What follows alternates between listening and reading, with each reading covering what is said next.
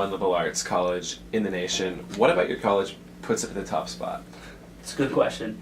It's a question that I think a lot of schools are trying to grapple with too, in terms of how important rankings are to their institution. And I think that if you look at what a lot of schools offer, especially schools like Williams, ranking doesn't really matter. So if you look at schools that are very similar to us, schools on the East Coast, in our small NESCAC conference, all of us try to offer these small classes, these student to faculty interactions that you can't see at these big schools.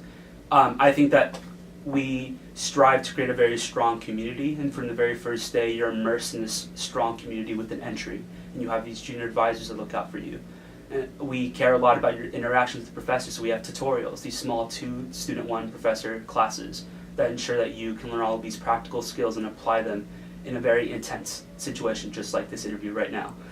But we have we really focus on the student to faculty interaction. I think that if you see what we do on campus and what happens to students once they graduate, that might give you a sense of why Williams, to some people, can be seen as a really good school, and why alums are very proud to graduate from that college.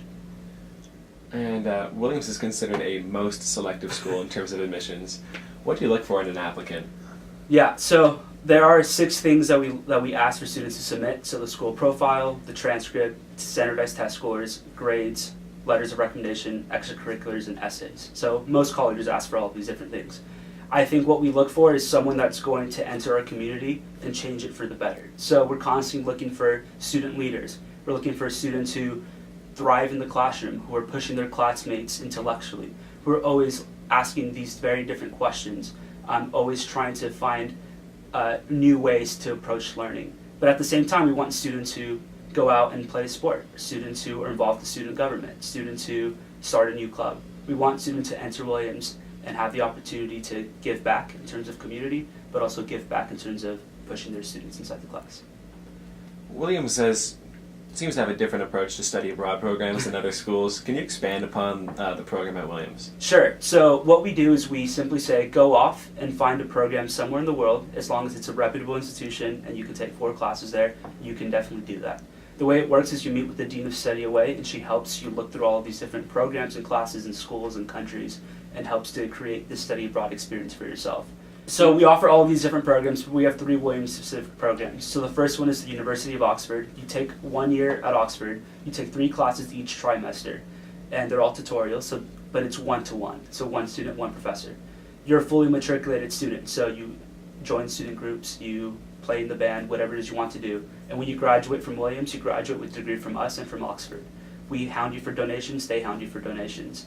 We give you access to our Society of Alumni, you have their Society of Alumni. We have a program in South Africa. You take 4 classes, and one of your classes is tutorial. Your partner is a member of the South African Parliament. So you're debating contemporary issues with someone who works for the government. And the third program is at Mystic, Connecticut. So you're taking courses focused on maritime studies, and you get to travel for 10 days in Manitou ship.